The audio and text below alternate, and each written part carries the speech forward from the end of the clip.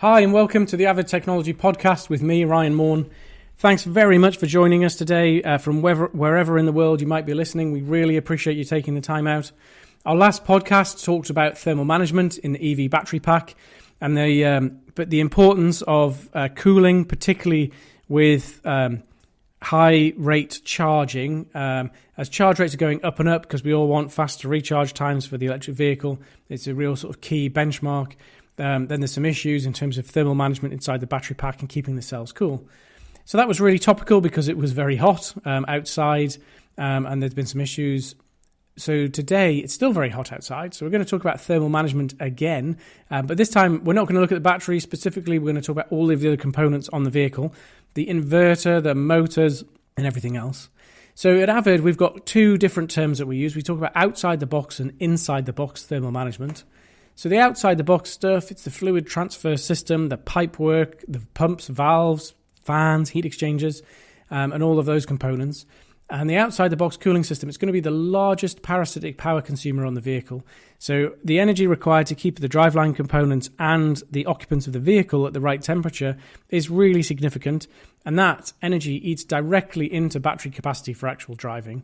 So it's well known when it's hot outside, an EV doesn't give you as good range as when it's not so hot. And that can be quite significant, maybe 20-30%. So you can see the potential for improving vehicle range in improving the efficiency and optimization of that thermal management system. At AVID, we're pretty well known for this. So in terms of high performance components like electric coolant pumps and electric cooling fans, we've got a lot of systems level knowledge and component level knowledge, and we can really help to design a highly optimized thermal management system for an electric and hybrid vehicle.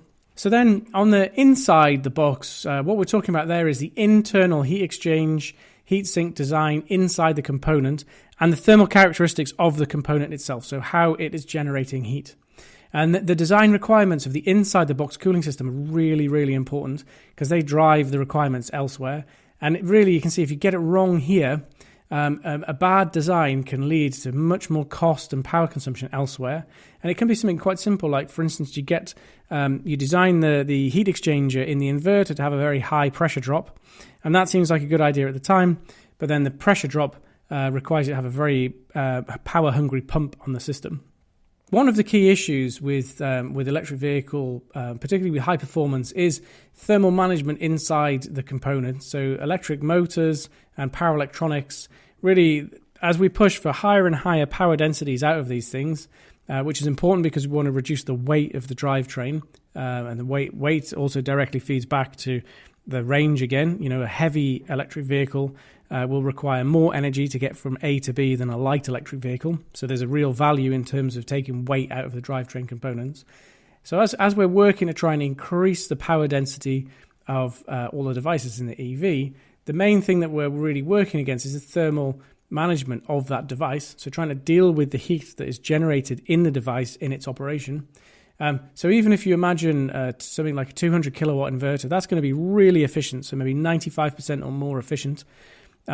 Which is fantastic. So compared to a combustion engine, that's loads better. Combustion engine, 50% efficient, you can have 200 kilowatts of heat to deal with. But in an EV, you've only got 10 kilowatts of heat. So it's hardly any heat to deal with, but it's going to be in a really, really tiny area. So the switching devices are very small, and that heat will be generated across a few square millimeters. So that can cause some significant challenges inside the device. Like literally, the heat sink material can be easily just vaporized if you don't get the thermal management right. And that's why things like inverters tend to have minimum coolant flow requirements that are greater than the theoretical coolant flow required for the sort of low power output levels. So there's an awful lot in that, and getting it wrong can have some pretty bad consequences. There's three main strategies for dealing with and improving thermal management in these devices in the electric vehicle powertrain. And, it's not rocket science, it's pretty obvious really. So the first one is reducing the source of the heat. So reducing the amount of heat you're generating by improving the device efficiency. The second one is improving its ability to reject heat through good thermal management. And the third one is improving the resilience to heat by using improved materials. So first of all, improving efficiency. Well, to explain this, really, we have to understand what's happening. To make a brushless motor spin, we need power electronics. So the power electronics are used to switch the phases of the motor on and off in sequence. That creates a reaction between the magnetic field in the motor stator and the magnetic field in the rotor, and that's what makes the motor rotate. In order to give us speed and torque control for the motor, we need to have the switching taking place at quite high frequencies. So each phase of the motor has to be switched on and off multiple times for each revolution of the motor. Now, in power electronics, it's not like a light switch where you go from on to off and the transaction is immediate. As you turn the devices on that are used in a typical power electronics device, they have a transition. They go from low impedance, which is equivalent to the switch being closed, to high impedance, which is equivalent of the switch being open. And as that transition happens, the resistance, the impedance of the device ramps. And in this period of time when it's ramping, the device is conducting significant amounts of current, but it has an internal resistance. And that's where you get heat generated in the device. So the heat is proportional to the square of the current times the resistance.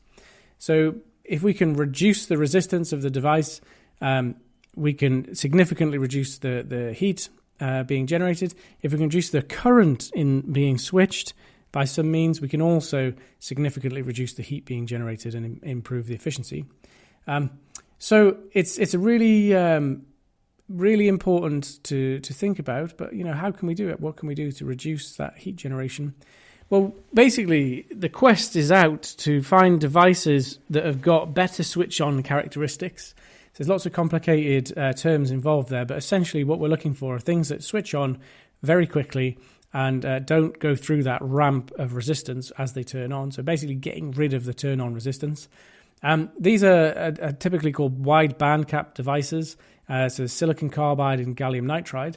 Now, something that came out fairly recently surprised me. So the Tesla Model 3 is actually using silicon carbide Mosfets in its inverters. Now, you might say, why is that a surprise? Well, so silicon carbide MOSFETs are currently not widely used because they're quite expensive compared to a conventional IGBT device. And the Model 3, as everyone knows, is meant to be a very affordable car. So you would not expect it to necessarily have very high-tech, expensive switching devices in its inverters, but it does. And I think really what that tells you is an awful lot about the system-level optimization that you can carry out. So Tesla have clearly made a conscious decision to invest in higher-end switching devices in the inverter. But I think the trade-off and how they paid for that was through the ability to simplify the rest of the system, so remove components from the thermal management system. So they haven't deleted it completely, but if you compare the thermal management system in the Model 3 to the Model S, significantly reduced in terms of complexity. There's fewer valves. There's a nice integrated valve module. There's fewer pumps in there as well. So it's really a simpler thermal management system. The other thing that they'll be able to do is switch higher frequency. So they can use higher RPM motor on the vehicle, which means they can have a smaller, lighter motor, and various other things. So I think they've put a lot of thought into that in terms of investing more in silicon carbide MOSFET compared to conventional IGBT. And silicon carbide is good stuff. It's got less than half of the switching losses of a comparable IGBT and can be run much higher frequencies.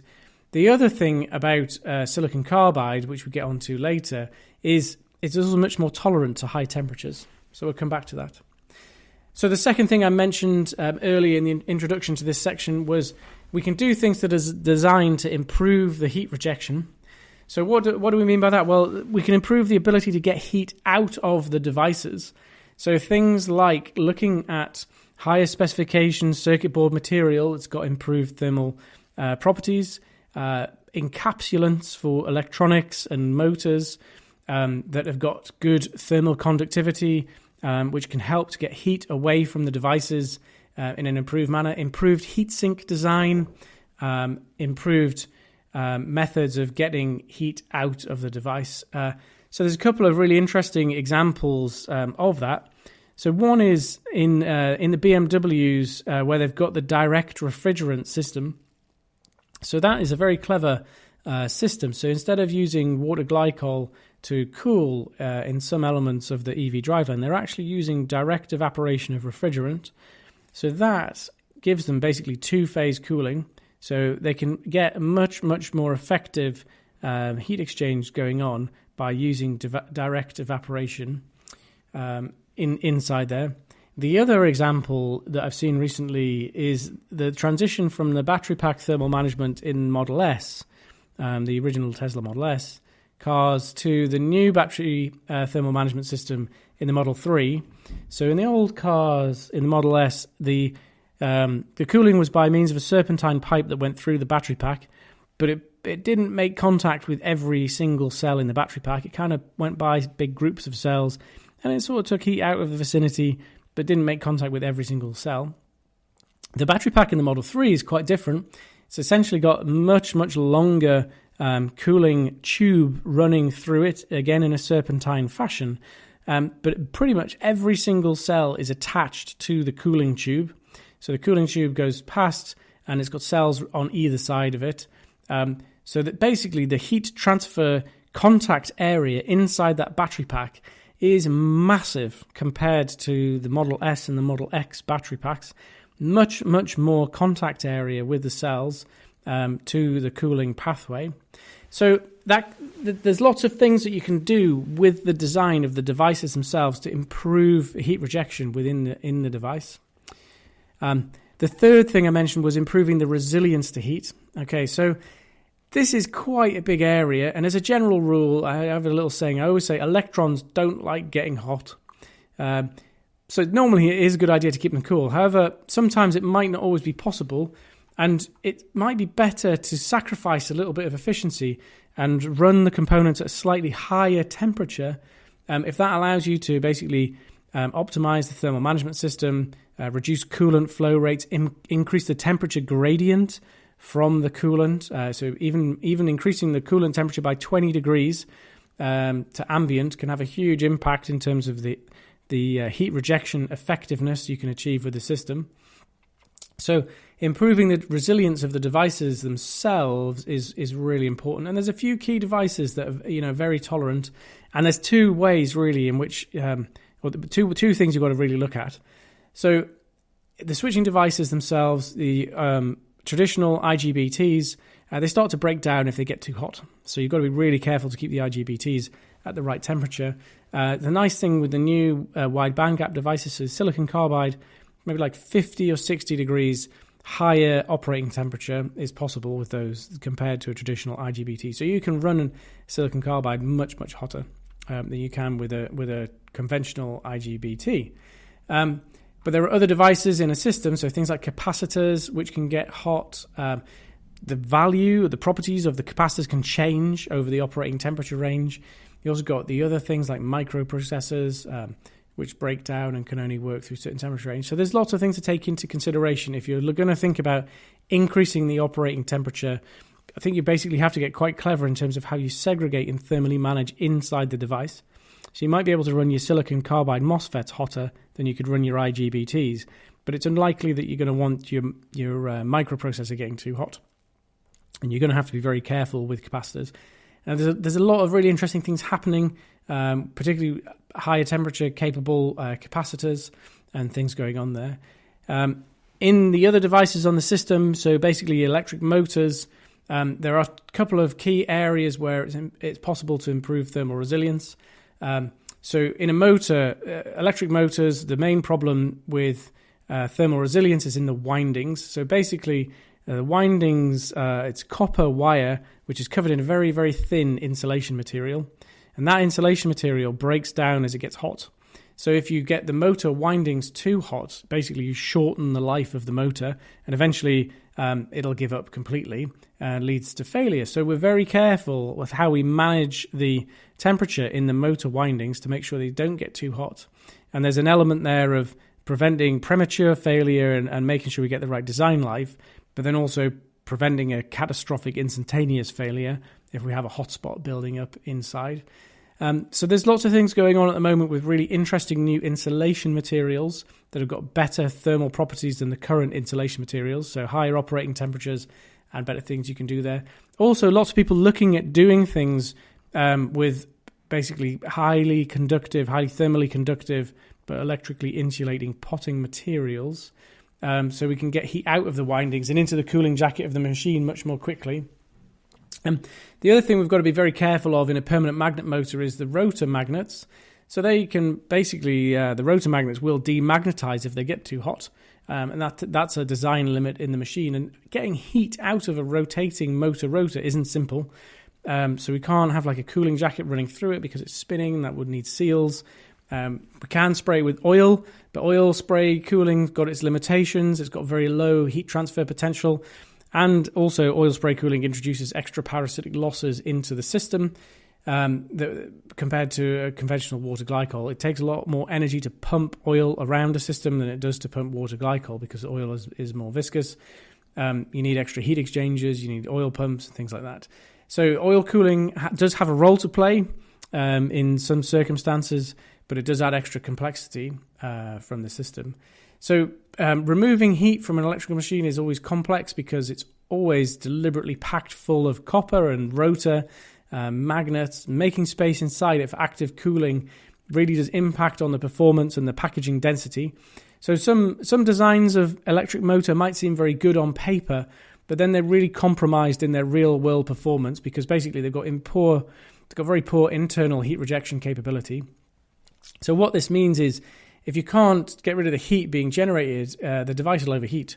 So you might have a really impressive headline peak power figure, but basically you can only achieve it once, and then you won't be able to get back to it again until the device has taken a long time to cool down, rather than being able to repeatedly expose it to that very high performance figure. So the other thing you do have to be very careful of is thermal stress as well. So that's not exposing devices to sudden swings in temperature, because that can cause issues with differential thermal expansion in the materials. So thermal shock is something really to take into account in the design of the components themselves, but then also in the control of the thermal management system. You don't want to be thermally shocking your electronics or your electrical machine if you can at all help it. So that's it for today. That's the key areas: thermal management inside an EV. Why is it important? We're going to be keeping a really close eye on developments in this area. Obviously, there's things coming out of AVID all the time in terms of new technologies, improving the efficiency, the performance of pumps and fans, and new heat exchange technologies and things like that. We'll keep you abreast of those developments through these and future podcasts. Thanks very much for taking the time out to listen to us. Don't forget to subscribe to our channel, hit like. If you've got any questions on what's come up today, I appreciate we're trying to cover quite a big topic in a very short podcast. If you have questions, please feel free to leave them below. Send us an email. We've had some really good feedback already to some of the other earlier podcasts that we've done, so really appreciate that feedback. Keep it coming in. Feel free to ask us some questions. That's all for today. Thanks very much for joining us.